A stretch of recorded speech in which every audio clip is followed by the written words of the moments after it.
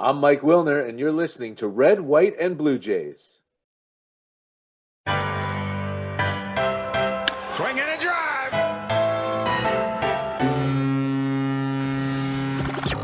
Welcome to Red, White, and Blue Jays, the podcast home of Blue Jays Fans UK, a group connecting Blue Jays fans around the UK and beyond, and telling their story. And now, here's the host of Red, White, and Blue Jays, Steve Hunter. Hi guys, welcome to another edition of Red, White and Blue Jays. Great to have you with us. I'm really thrilled to be managed to track down today's guest. If you've listened to a lot of Jays radio broadcasts over many years, you will undoubtedly recognise the voice of Mike Wilner. Mike, super excited to be able to speak to you. Thanks so much for finding time. I know we've tried a couple of dates in terms of getting you on. I know you're really busy in terms of your job now at Toronto Star, but thanks so much for your time this afternoon. Oh, it's my pleasure. Happy to be here. That's great. First time into the UK. Have you done anything with anybody out this way before? I don't think so, but my memory is not the best for certain things. Okay. I know I've had some back and forth with people in the UK before, but I'm not sure I've ever done this. No. So yeah, it would be. Great. Well, nice to be a first. Excellent. And have you ever been here at all? Do you know the UK scene? I mean, I was there once during the All-Star break. So it was a very short trip. I can't remember what year. Might have been 13 or 14 or 15. So it was only like a 4-day trip. We went to London. I took my two daughters, and it was quite the whirlwind, but it was a good time. The biggest memory for me is that we were on a double-decker bus tour, and we were heading toward London Bridge, and we were on another bridge a little farther. I don't know what direction it was, whether it was, I don't know, but we're sitting up top outside, and I had my younger daughter on my lap, and she had this mane of huge curly hair, which she still does, but she leaned back on me, and my glasses got caught in her hair, and I said, like I yelled, "Don't move," and she whipped her head around, and they flew off, and they're in the river somewhere. So River Thames. Okay. Well, funny enough, I'm going to London on the weekend, so I'll go and have a look drag for the you. river for me. Yeah. What a memory. Well, hopefully, we'll talk a little bit about the UK scene towards the end, because I'd be just interested to get your thoughts on that. But today is, for me anyway, having listened to you for many, many years, and I think a lot of the UK fans here, obviously, we struggle with the time zone difference. So a lot of the evening games are midnight plus over here. So a lot of my experience of listening to the Jays was listening to you doing your broadcasts over many, many years, and listening to Blue Jays Talk and all that sort of stuff. I'd love to sort of rewind before all of that and how you first got into this industry. Was it something as you were going through school that you always had a passion that you wanted to get into media and sports journalism? Was that something that was birthed at an early age for you, or was it something you just sort of fell into? And yeah, you're nodding. Yeah. So yeah. let's hear the story. I mean, it's a long story, so I'll try to give you the highlights, but it was never something that I planned on going into in, high school or anything like that. I was going to be a lawyer, or I was going to be an accountant or something. And but I always enjoyed listening to the broadcasts. I always, I had one of those there were these flat little speakers that you could buy at Radio Shack and put under your pillow at night. And when the Blue Jays were in the West Coast, or I'm assuming ends of games or whatever here, I would go to sleep listening to ball games that way. I always really admired the broadcasters. And back, when I was growing up, there were only 2 games a week on television. So radio was the real conduit to the team. And radio was king back then. Never really thought that I would do anything like that. And then the first week that I was at school at the University of Toronto, they had this, what they called a club day, where you go into this big hall and there are all these booths up, and here's all the extracurricular stuff you can do and clubs you can join and whatever. And the radio station had a booth, and I thought that was kind of cool. So I went up and I talked to them, and they brought me on to do like sportscasts 3 mornings a week, Monday, Tuesday, Wednesday from 9 at 9, 10, 11, and noon. The first sportscast I ever did, the first story that first Monday, was when Ben Johnson gave his gold medal back in Seoul. Wow. After he had won it. The Friday night before. That was something. Yeah. So that led to working on the university live broadcasts of hockey and basketball and football, and eventually, well, not even eventually, that summer after my first year, I decided I wanted to try to give baseball a shot, because that's always the first love. I wound up getting a volunteer position with the Welland Pirates, who were a short season A-ball in a league that no longer exists. UL Washington, who Blue Jays fans of a certain vintage will remember as the Kansas City Royals shortstop in the mid-'80s, was the manager of that team. Huh. They had Tim Wakefield on that team as a third baseman. Wow. Before he became a knuckleballer. So I did that, and then I went back to school, and I worked for the radio station, did a whole bunch of things. Wound up catching the eye of Peter Gross, who was the sports director at 680 News. At the time, he invited me to come in and audition for a job, and I did. He was very impressed, but didn't have a position for me. So I went, this is already 1994, and I went in 95 to go work for the Hardware City Rock Cats of the AA Eastern League. Okay. I got the job through this organization called Professional Baseball Employment Opportunities, which at the 94 winter meetings was there for the first time and has since grown into this huge thing. And it's fantastic and giving a lot of people their start, few in broadcasting, but a lot in baseball. And the Rockcats job was one of only 3 broadcasting jobs that were available there. And I managed to get it.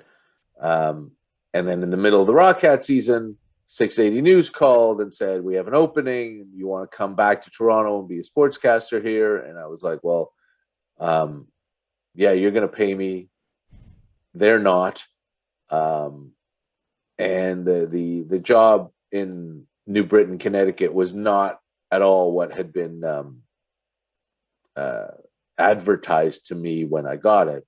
So I went back to 680, worked there for a bunch, 6 years, and then Scott Ferguson, who had been the pre- and post-game show host on Blue Jays broadcasts, left the Fan because the Blue Jays were no longer on the radio station.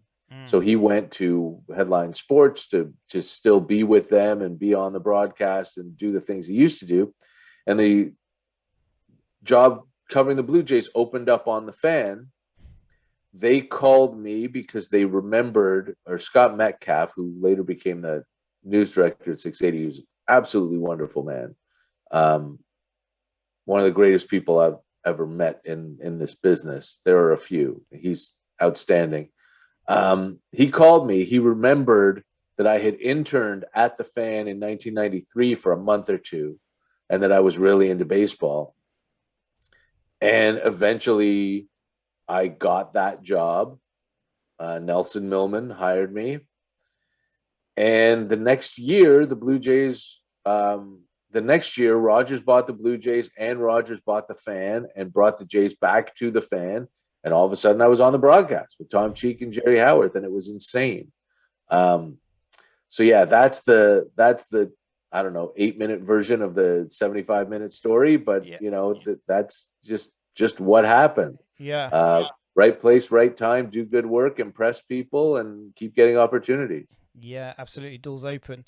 So you said your first love is baseball. Was that something you played yourself at high Yeah. school? Okay.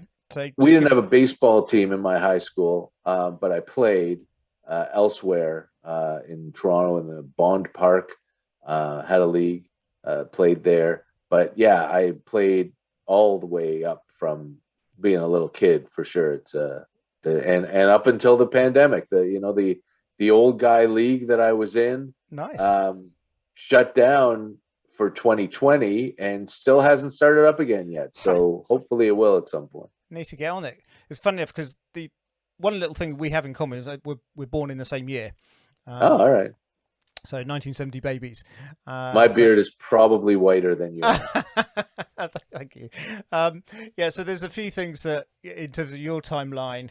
So my first visit to see the Jays was in '94. Literally about 4 or 5 days, I can't quite remember now, before the strike.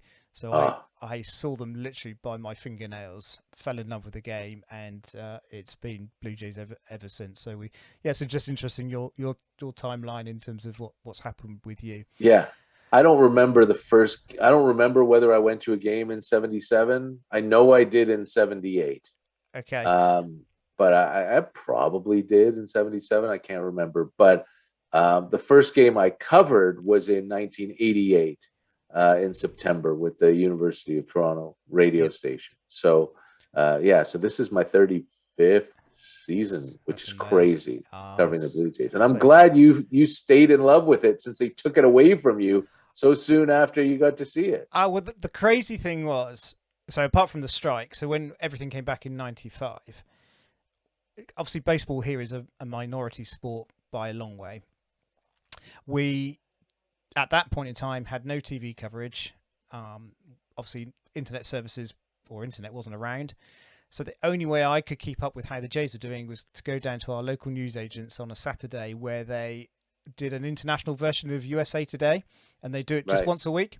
So I would just go down and get the paper and just try and cover and find out a little bit about what was happening. So yeah, it was very minimal stuff in those early days, but thankfully, we're in a completely different world now, which has made all the difference to fans over on this side of the pond.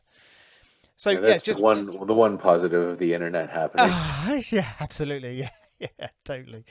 So just in terms of your exhibition stadium memories, so prior to '77, did you have a team that obviously wasn't the Jays? Were you an Expos fan or anything like that, or were you just too young to really pick up on it? I think for the most part, I was too young. I like the first real memory of baseball I have is the World Series between the Yankees and the Dodgers. I don't know if it was 77 or 78. I guess it must have been 77 if it was before, because I remember going to a ball game, even though my memory of that game is false and what happened to it in it. So I remember Roy White, who was a center fielder for the Yankees, those World Series teams, Thurman Munson, that sort of thing. But I wasn't a fan of them. It was just that's the first memory. So I don't remember the Big Red Machine, which you would think would be a big deal, because I was 5 and 6 when Cincinnati won those back-to-back World Series. I have an old comic book that I bought later as a teenager. It was like the kid who beat the Oakland A's. And I didn't realize why it was a big deal to beat the Oakland A's, this comic book from the early 70s, because they had won 3 World Series in a row in 72, 3, and 4. So I didn't know any of that stuff. So I didn't have a team prior to the Blue Jays, which is probably good, because there was no switchover when the Jays got the team in 77. I was just very immediately into that group, and Rick Bassetti, I think, was one of my favorite players. He was their center fielder in the very early days, and and I really got into it probably in 81 or 2. I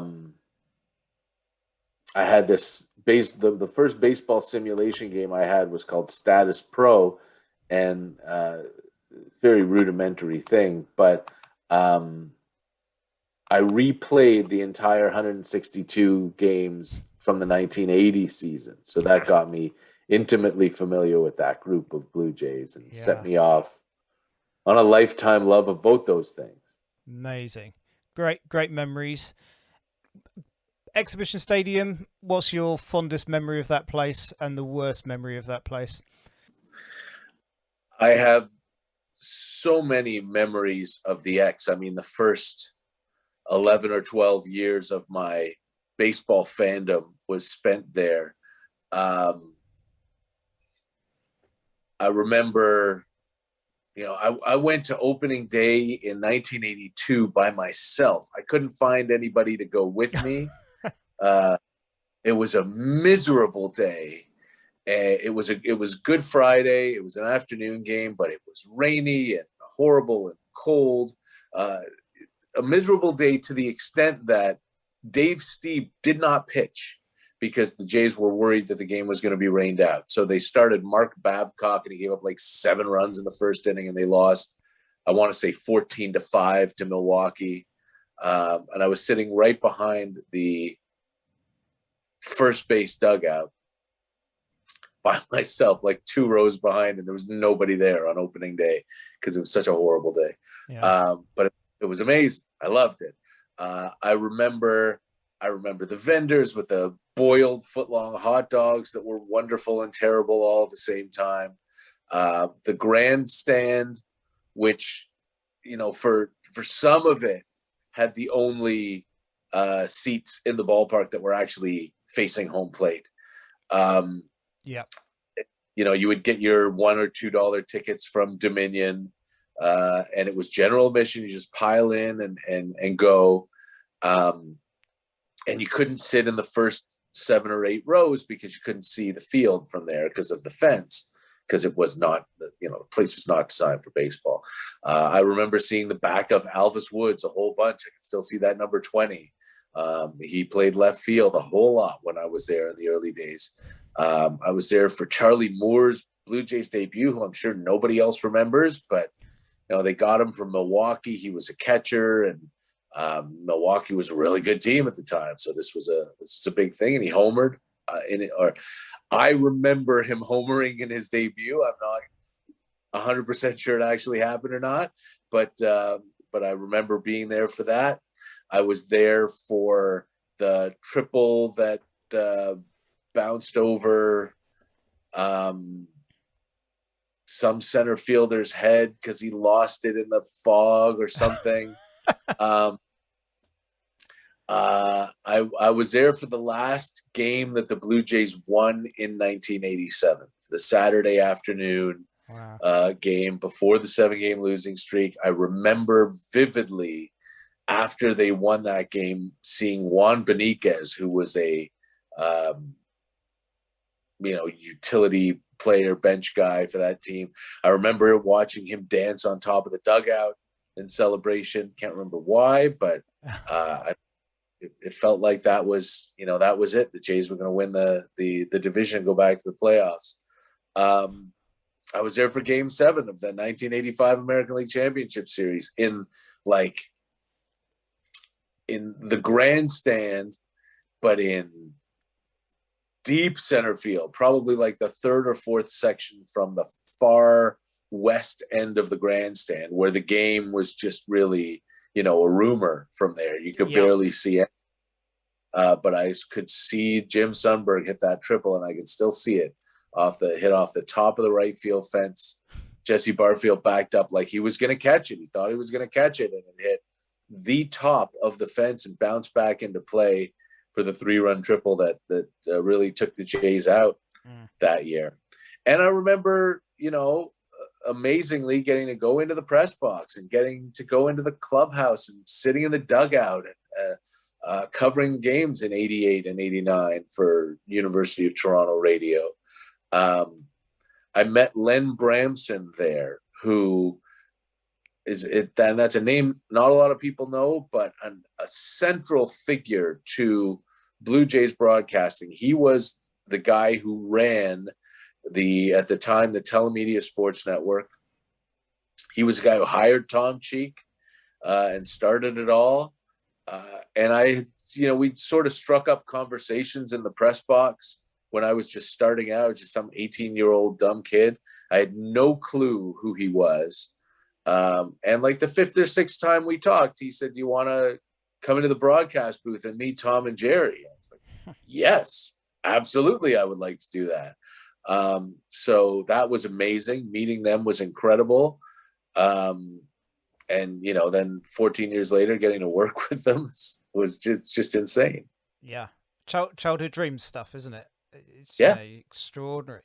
So when you moved across to the Skydome, what was the atmosphere and the appetite in Toronto to go to this now purpose-built, albeit municipal ballpark? There was other things happening there. Was there a big momentum in the city that was tangible about this is now starting to be a serious ball club? I mean, it had started to be a serious ball club in 1983, right? When they were in first place at the end of August. And then, Joey McLaughlin gets blamed for a lot of the 83 collapse, but they just weren't ready yet. And the bullpen was really not good. But from 83 and then 84, the Tigers ran away with everything. They started the season 35-5.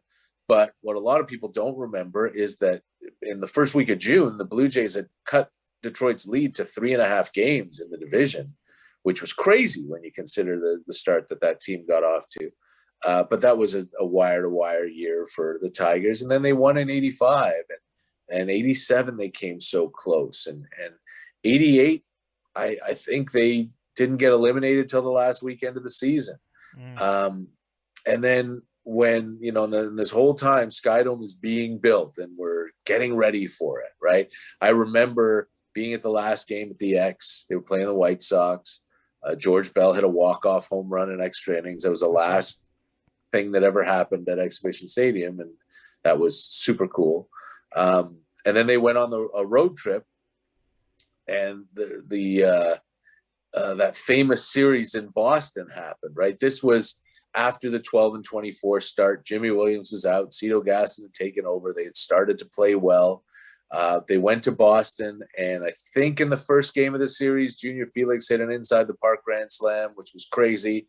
And in the last game of the series, they came back from 10-0 down in the 7th inning and won, which was even more crazy. And then they came home to Skydome to open it up.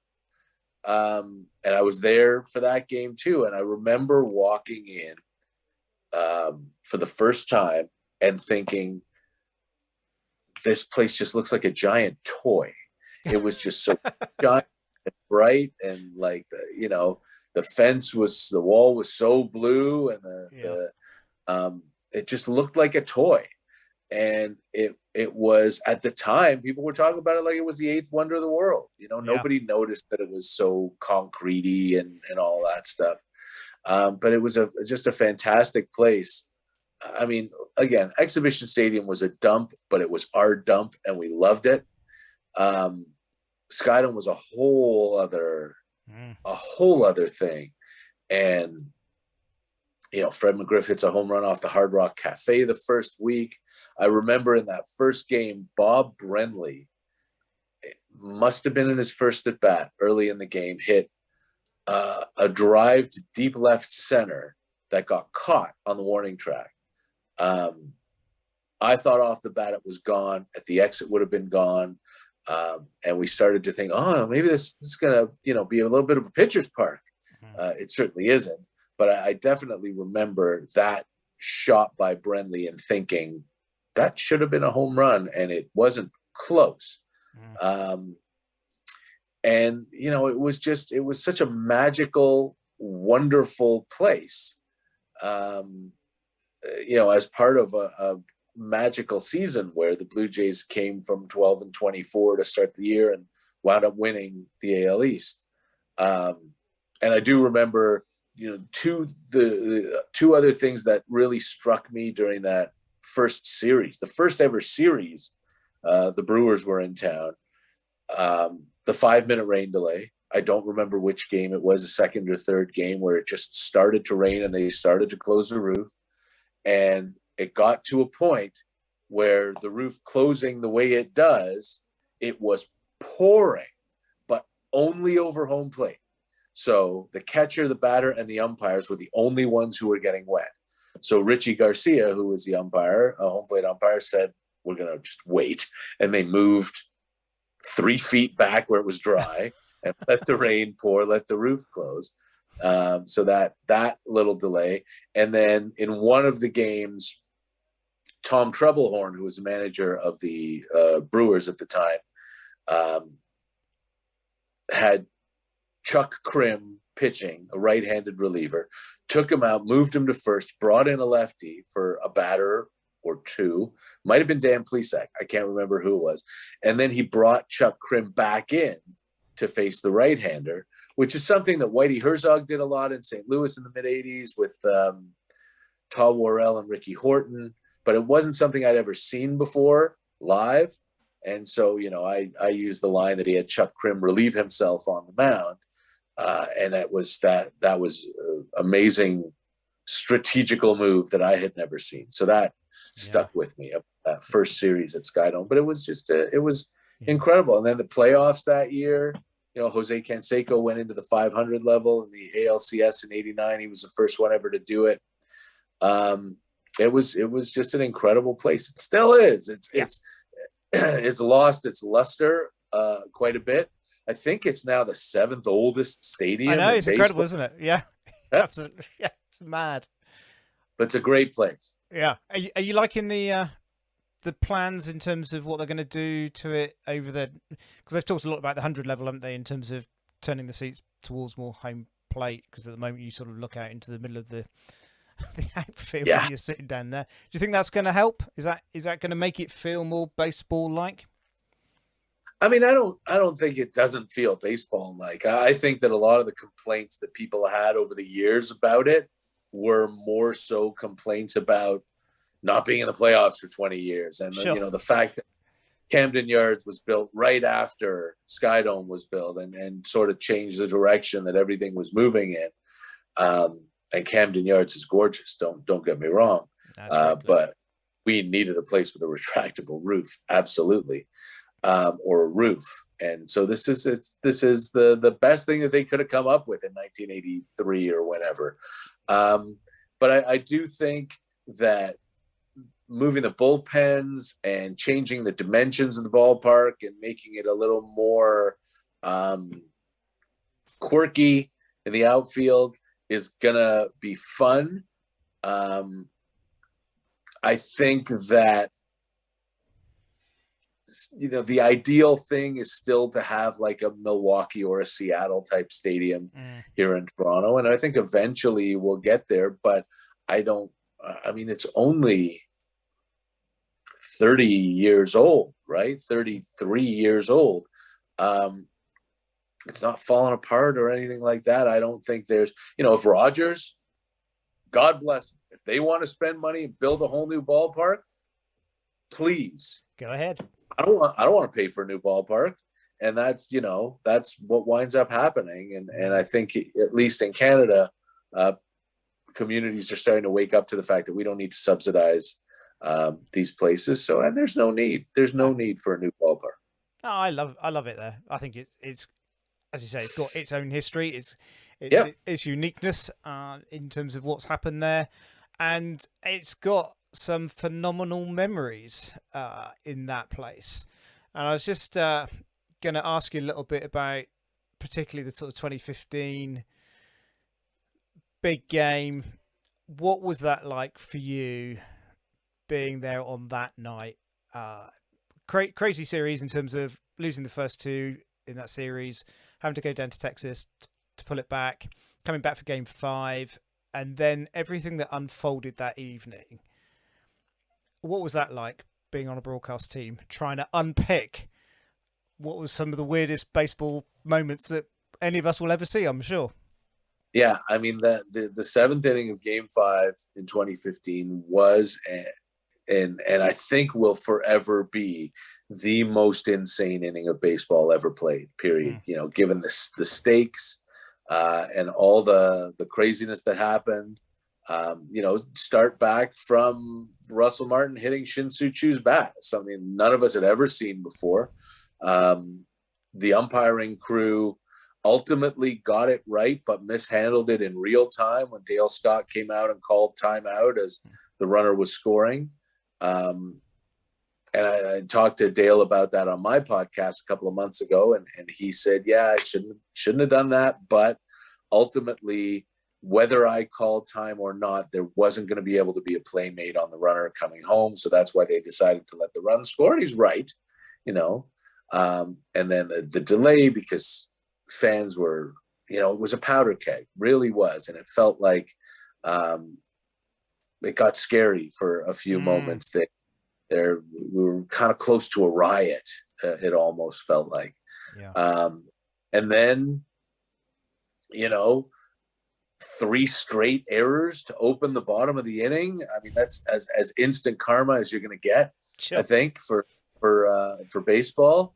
And Jose Bautista hitting that home run was incredible. And, you know, Jerry Howarth and Joe Siddle and I were sitting up there in the booth, and it was Jerry's inning, and he was taking us through it all. And we discussed the Martin Chu thing to death and trying to figure it out while there was a very, very long delay. You know, the biggest memory, I obviously did not see the bat flip. I was watching the ball, yeah, and didn't see the reaction or anything. Ryan Goins at third base jumping into the air, or Bautista throwing the bat away, or anything like that. But the way the booth aligned was I was in the left corner, Siddle was in the middle, and Jerry was in the right corner. And when Bautista hit that home run, Joe Siddle grabbed my right arm and just held it tight. And, you know, I thought he was going to tear my arm off, to be honest with you. But it was just such an incredible moment. The place shook. It was amazing to be there. I can't imagine what it would have been like to be in the actual bowl with the fans. But it was, you know, from our vantage point, just phenomenal. Yeah, unforgettable. And it's, you know, one of those great moments, you know, for an entire generation, that's their Joe Carter walk-off home run, right? Totally. Yeah, and for people like me who have seen, you know, 92-93 World Series, I've watched reruns, and, you know, you try and savor the moment. And when I came in 94, there was still a lot of Joe Carter sort of memorabilia in all the shops as I was walking down to the ballpark, and you get a sense of the enormity of that moment. But of course I never experienced it. I never saw it live. So for me, watching into that game, and of course here it was like 2:30 in the morning. So it was very, very late. But just, I think for me, I'm watching lots of different sports here. I think it was the most intense moment in sport that I had watched. And I think it was just the sickness I felt of what had happened in the top of the seventh. I think we can't lose on that moment. That cannot be the defining moment of this season, you know. For it to be Elvis Andrews for making sure that didn't happen. Absolutely, bless his soul. Yeah, so amazing moments. Just tell me a little bit about Jerry, because I know obviously he's not so well at the moment. He's fine. He's doing well now, is he? I know I know he hadn't been well. But in terms of working alongside him, what was that like? I'm sure that was a pure joy. Jerry, I mean, I worked with him for now you're making me try to do math in my head. 16, from 02 to 17. You know, I learned a lot from Jerry. There's no question about that. He's unabashed in his love for the game, and very meticulous. in the things he does and the things he wants to talk about on a broadcast. So it was a real experience being able to sit there on like, I gave you the booth alignment, but that changed a million times over the years. So I got to sit on every side of him. You know, everyone who listened to him absolutely loved him. There's no question about that. I got to work with a lot of really wonderful people in that booth. Tom Cheek stands heads and shoulders above any of them. And, you know, we're talking, I don't know when you're going to put this out, but we're talking the day after his birthday. Tom, didn't know that. Yeah, this will go out fairly shortly. Okay, so June 13th is his birthday, would have been 83. Only got to work with him for 2.5 years, but that was the most impactful of anything in my career. Wow. He was incredible. Alan Ashby was incredible. 6 years in the booth with him, just a salt of the earth human being. And Joe Siddle, the same. You know, I've been extraordinarily lucky with people that I've managed to sit beside in that booth. Yeah, fantastic stuff. Just before we finish the broadcasting bit, before we talk about the Jays, because I'd like to get on there and I'm conscious of time. No, whatever. I got all kinds of time. That's cool. Thank you. In terms of Blue Jays talk, there were some very comedic moments as I was listening in late in the early hours of our night here of some poor phoning guys who, you know, were with you for a short moment and then were dismissed. How much fun was that for you hosting that show in terms of, because I remember I always phoned in on a couple of occasions and thought, I just don't want to make a fool of myself, quite frankly. But what was that like, taking calls from callers where you got all sorts being thrown at you, some, you know, some great moments and some calls that were perhaps a bit more testy. What was that like as a host to manage that dynamic? Well, I mean, you know, the thing that's important to remember is, like, when you're on immediately after a game, people's emotion often overrides their rationality. And I've sort of felt like, you know, it's funny. I don't know if I grew up listening, but when I was listening to talk radio, before I was on it, I would often hear, it used to be really, really, really, really caller driven. They've moved away from that now, but I would often hear a caller call into a show and present his or her thesis statement as this is what my call is going to be about. And it was absolutely preposterous and had no basis in truth at all. And the host would just go, and allow them to continue. And I thought, I'm never going to do that. That's insane. So I always felt like, and I know this is a crazy idea now in 2022, but I always felt like the truth was important. And I felt like, if you want to present your opinion, you're more than welcome to, but it needs to be based in facts and you need to be able to defend it.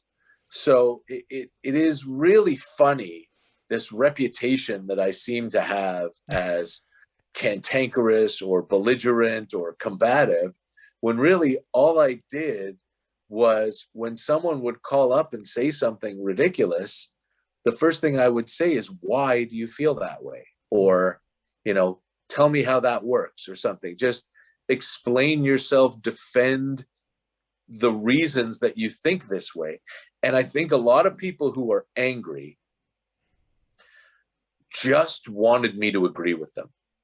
Right. And, you know, and I won't. First of all, if you're making stuff up or trying to read a player's mind or telling me that this guy doesn't care, or, you know, or this guy sucks, I'm not going to go, yeah, he sucks.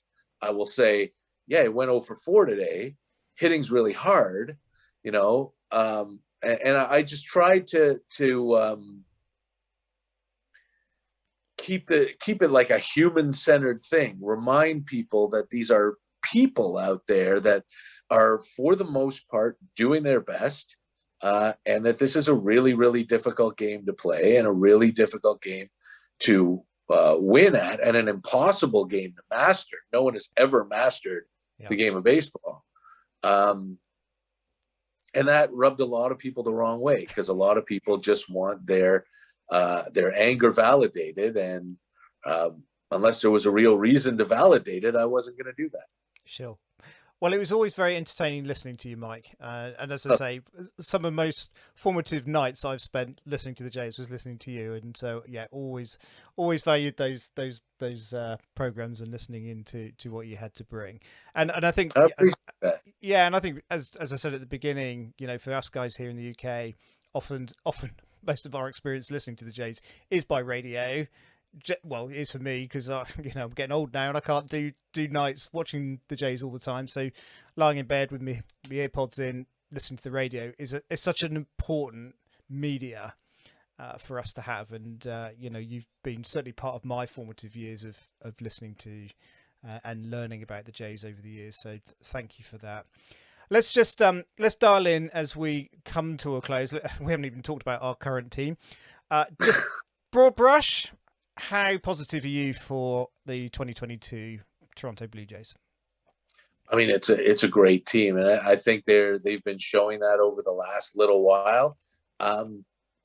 Even in the start of the season, I think that it's really easy to forget what 162 is, and it feels like a lot of baseball watchers, even the more avid fans, even the talking heads.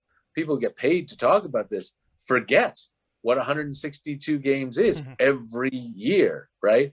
I've mentioned 1989 before, where they started 12-24 and they wound up winning the division that year. We've seen it twice over the last 7 years, where the Jays have overcome 8-game deficits in the standings in August and in September, where, now in mid-June, people are saying, handing the division to the Yankees because, it's June and they've got an 8-game lead. And that's crazy. But, then the Yankees may be having one of those special years, and we'll see as it plays out. But even if they do, the Blue Jays will be in the playoffs almost assuredly. And they'll be able to do some damage because, they've got a fantastic top of the rotation and a really, really good back of the bullpen. And all the stuff in between doesn't really matter in the playoffs.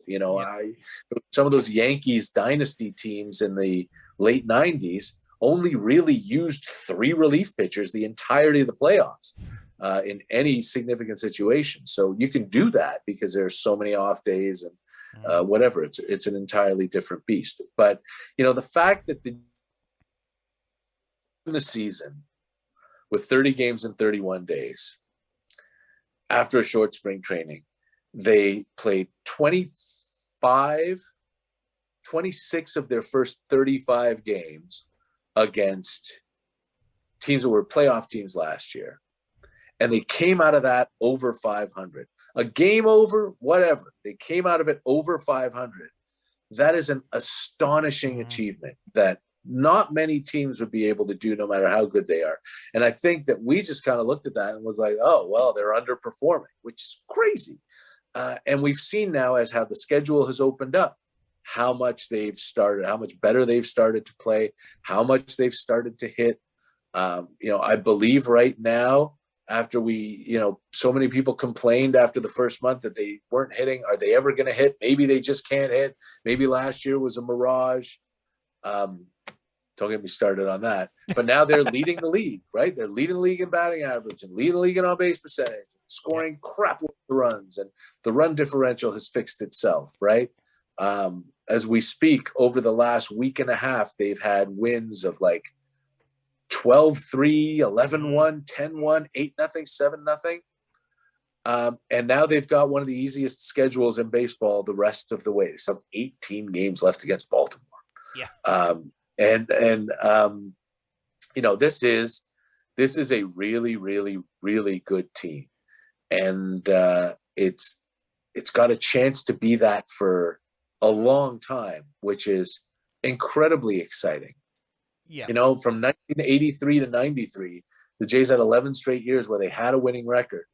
And I think more often than not won like 89 games or more. And that was an incredible time.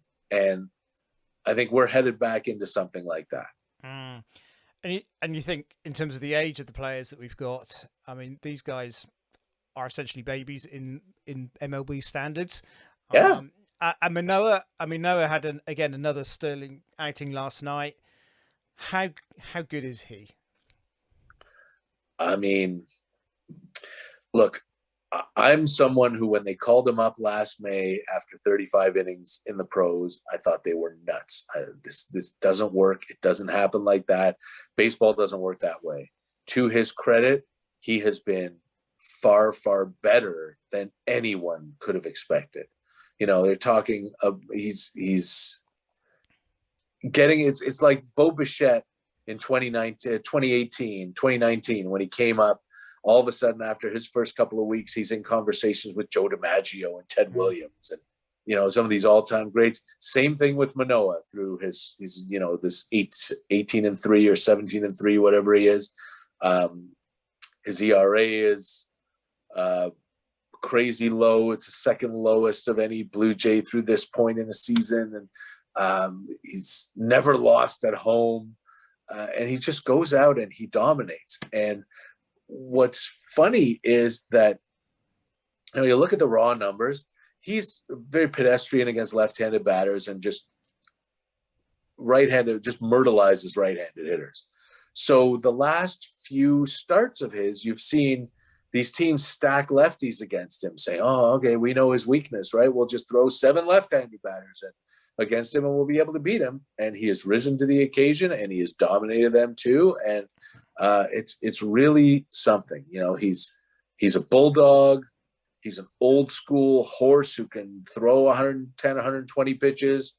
And he seems like such a wonderful, wonderful kid too, which is fantastic. Now, if he's going to be the focal point of that pitching rotation for the next 7 to 10 years, he's the kind of guy that you want to have there. So I'm just beyond thrilled with what he's been able to do, like a year and a fortnight into his big league career. Yeah, no, it has been an amazing entry into the team and into Major League generally. And I think, you know, he is at the moment the one player in terms of the starting pitchers you think, you know, we're almost guaranteed to win when he's on the mound. I know, you know, there's a school of thought, isn't there, in terms of, well, do the wins for starting pitchers actually mean anything?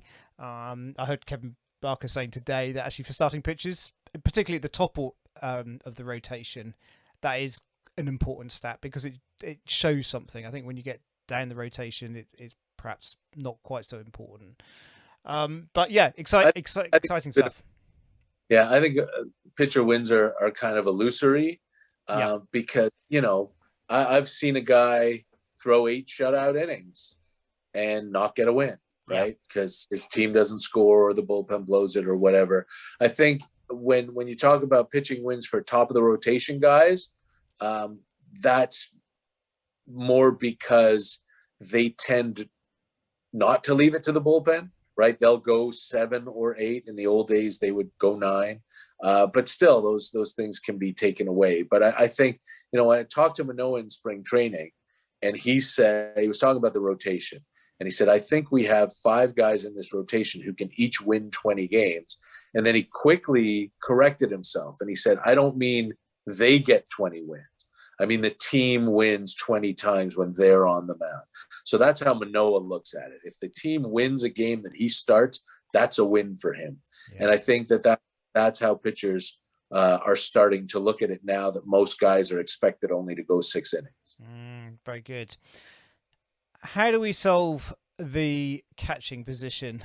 We've got 3 catchers who are, well, obviously Danny's out at the moment, but, you know, when he comes back, has been probably performing, certainly with the bat, better than most people had anticipated.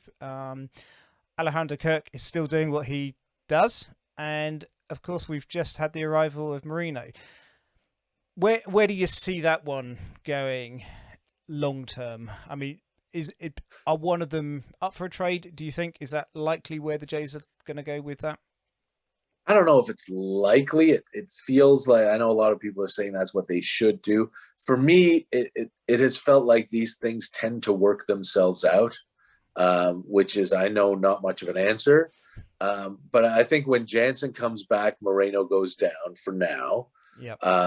And then we'll see what happens. Catchers are fragile. Not that they're not super tough and they take a beating back there, but they absolutely get hurt a lot. So it's a great thing to have three great ones. I think there may be a point in time where you get to where Kirk is your primary DH, although he's so good back there too. You want him behind the plate. He's improved so much. Moreno is ridiculous behind the plate. And Danny Jansen is excellent as well. I can see Kirk DHing 5 or 6 times a week and catching once, and Jansen catching 4 times, and Moreno catching twice. And eventually down the road, you would think at some point something's got to give, and you decide either who you want to keep the most or who you can get the most for. Yep. And you make that trade, but you don't trade one just to trade one, just to clear a log jam, because the day after you do that, the other one breaks his hand, right? Totally. So I think that if you can get a significant return, like team-changing significant return for one of them, then you kind of have to. But for now, there's no urgency at all. You just sit back and be thrilled that there are like 5 good hitting catchers in Major League Baseball, and you've got 3 of them. Yeah. It's an exciting problem to have, having too many good players on your roster, and Charlie's got some juggling to do. How do you feel he's managing the team generally? There's always jury's a little bit out in terms of Charlie's role. I think you've got the perennial haters, and you've got other guys who actually probably appreciating what he's doing. How do you feel he's managing everything going on at the moment? Yeah, look, I'm not sure why he is the lightning rod that he is, and why so many people have such a big issue with Charlie Montoyo. Look, the truth is he is doing exactly 1,000% what he was hired to do. Keep things positive in the room, be that calm presence, communicate well, manage up as well as managing down, and put the plan that the front office has into action. He's doing it exactly. People get angry with Charlie Montoyo when Vladimir Guerrero Jr. gets a day off. That's just stupid. Charlie's not making that decision. And it feels like, a part of it too is that the first, 50 games of the season this year were 1-run games. Yeah. So you want, fans want the best relievers in every game in the best situation. They want nobody ever getting a day off. They played, as I mentioned, 30 games in 31 days. Right now, they're on a run of 39 games in 41 days. People need time off. There are fans who are furious that Alejandro Kirk is sitting after he just caught for a day game after he caught the night before.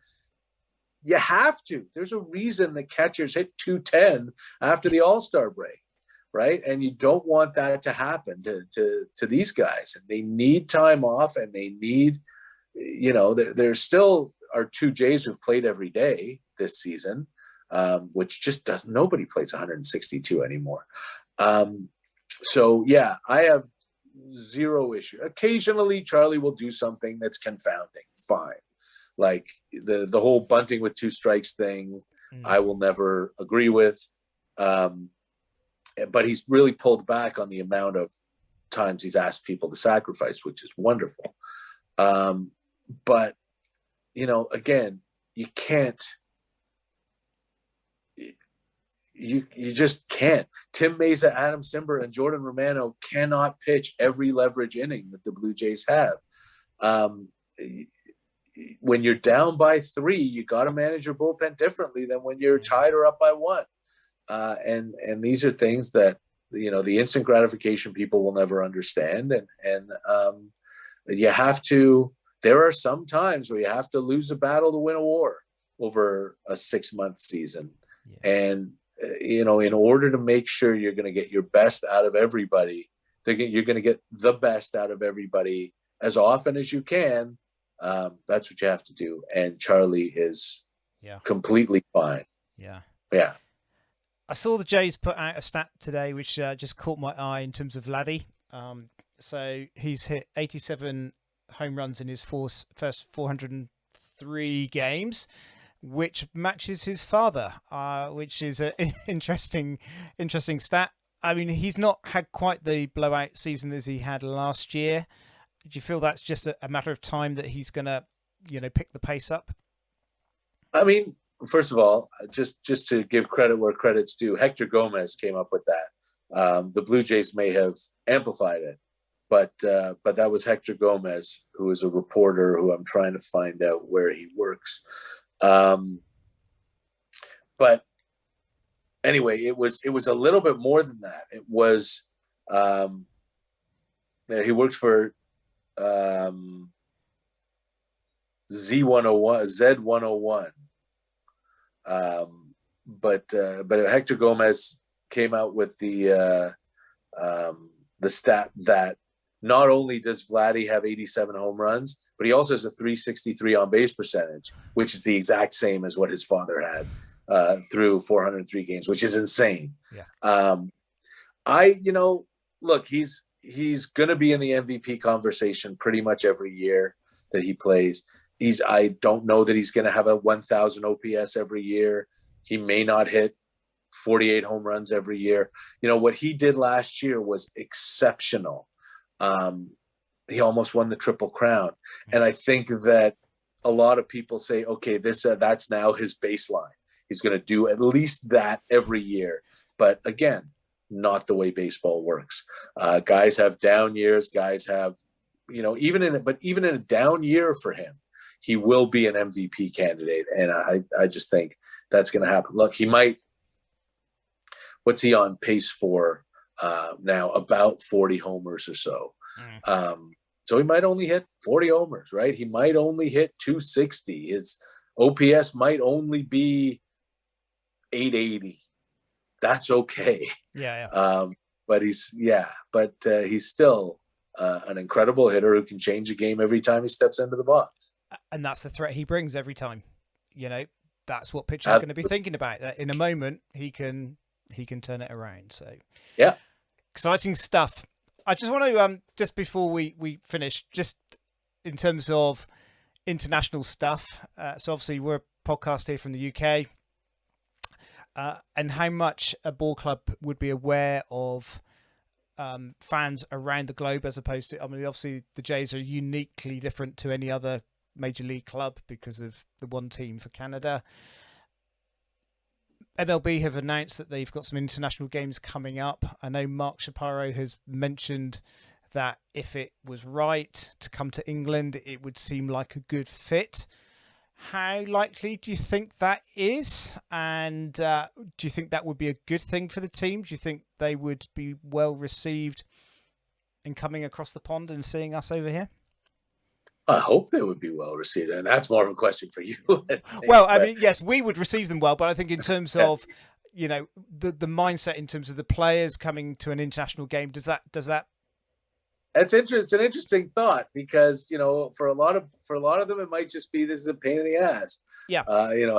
Fly this long and the time change and all that stuff. But I would hope that they would embrace it for what it is, not just a chance to grow the game internationally, but a chance to see an entirely different part of the world and a wonderful culture and, eat some great boiled foods. England. I would think that they would, I would hope that they would really enjoy it. Sorry, I didn't mean to interrupt you. I was just going to say, in terms of the 2019 series when we had the Yankees and Red Sox across, I think everybody to Penny would say that beyond the fans relating to the Yankees and Red Sox, the Blue Jays were by far the most represented ball club amongst the crowd. You know, there are a ton of Blue Jays fans here in the UK. I hope MLB noticed that, because it feels like the Blue Jays really do tend to get short shrift from Major League Baseball when jewel events happen. And, you know, the truth of the matter is that from 1994 to 2014, the Blue Jays were pretty much irrelevant on the Major League Baseball landscape, as much as we, knew and loved. And as much as we knew that, you know, this was a really good team a lot of the time, just bad luck and where they were and who they played and the playoff system, they were sort of an afterthought. We haven't had an all-star game here since 1991, and there are no plans, as far as I know, to have one anytime in the near future. I feel like Major League Baseball would rather have the Yankees, the Red Sox, the Cubs, Cardinals. That was the series. That was the series right. that was marked up for 2020. Was the Cubs Cardinals, but obviously with the pandemic, that all came to an end. The thing is, I mean, I think they'd love to have the Dodgers out there too, but I don't think they would make the Dodgers do that. It's a long way. That's a long way. Right? Yeah. So I hope that the Jays have a shot of playing in England. I think it will be incredible. I would certainly love it, assuming I got to go. I was going to say, you got to come, Mike. You know, I mean, that has to happen. Heaven and earth. Yeah. See, definitely. I don't know where I am in the Toronto Star pecking order. I don't know that I would be the top of the list to go, but I would love to. I think that I guess I would say I would be hopeful, but I wouldn't hold my breath. I'm not sure I would even be cautiously optimistic that Major League Baseball would pick the Blue Jays to go, but I would really hope that they would give it some good thought, because again, I think that they're very cognizant, obviously, of their ratings back at home, and they do not get ratings for the Blue Jays. Like, you're guaranteed big ratings in 2 cities, at least, for a national game. For any other team, just not the Blue Jays. So I think they're cognizant of that. But it would be really, really terrific if the Jays got a chance to play internationally. Well, we would love it. As I say, we've got a lot of us over here, expats, Canadians, the whole mix. People gone on vacation like me, fell in love with the team, fell in love with the game, and I know they will be really, really well received. And I just have to say thank you so much for your time tonight. Being so generous in making all the technology work. I know we had a few glitches along the way, but we got through. But Mike, really appreciate all that you've done and your time this evening. Hopefully you've found it joyful and enjoyed chatting with me. And looking forward to hearing more about what you're doing. It'd be great just to, I know a million people will know where you are on Twitter, but let's just remind them, but also about your own pod as well. If you could just let us know a little bit about that. Well, first of all, let me say, all the technical glitches were my fault. So thank you for bearing with me, and thank you for however you're going to cut this together to make it work. I think that's great. Absolutely. I enjoyed this. I'm happy to talk to you anytime. It was a blast. Thank you again for the kind words. I'm very happy to have had any sort of piece in your baseball development of your love for this game and learning about the game. So that's really, I'm honored to hear that. I wish it were 1 million people who knew where I was on Twitter. Right now it's about 80,000, but if there are any more, you can find me on Twitter at Wilnerness. It's just wilderness, but with an N instead of a D there. And you can hear my podcast just by searching Deep Left Field. Obviously, if you're here, then you know about podcasts.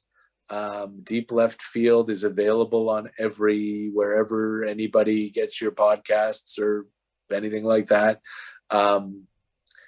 It comes out every Thursday afternoon here, so evening there.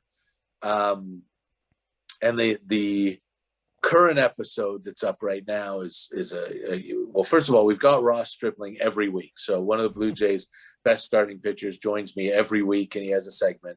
But also this week we've got Geddy Lee, who is the front man from Rush, the iconic, not just Canadian band, but like Rock and Roll Hall of Fame and Order of Canada and all kinds of stuff. And for the coming episode that will be coming out tomorrow after you launch this, or this Thursday, June 16th. As I mentioned, it was Tom Cheek's birthday this week. So I talked to Dan Shulman about Tom. Dan and I have very similar experiences, although he got to work with Tom for decades and I only got him for 2 years. But a wonderful conversation with Dan Shulman about Tom Cheek. We've got the regular segment with Ross. And I talk also to Francisco Plasencia, who was the scout that signed Gabriel Moreno. So that's coming up. And plus 10 questions with some Blue Jay. I don't know, every week we do a cute little 10 question segment. So that'll be there too. It's really a wonderful podcast. It's the only one that has a Blue Jay come on every week. And it's a labor of love for me because it allows me to get back into that audio sphere that I really, really miss and that I did for so long, which is another reason I love doing stuff like this. So, yeah, nice.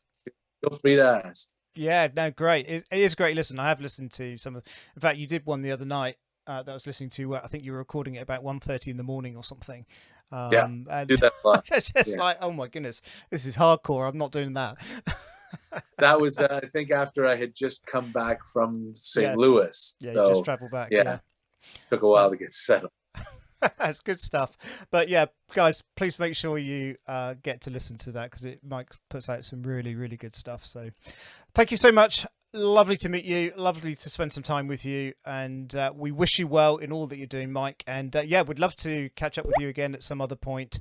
And if the Jays do get to come to the UK, please come. I'd love to buy you a beer if you come across and say hi. It would be lovely to see you. I would love to. It would be tremendous. Just, another addition to the dreams come true to watch, get to go cover a Blue Jays game overseas. But yeah, thank you for having me. I appreciate the interest, and it was absolute pleasure to do this. And again, happy to do it anytime. Thanks so much. Take care. Bye-bye.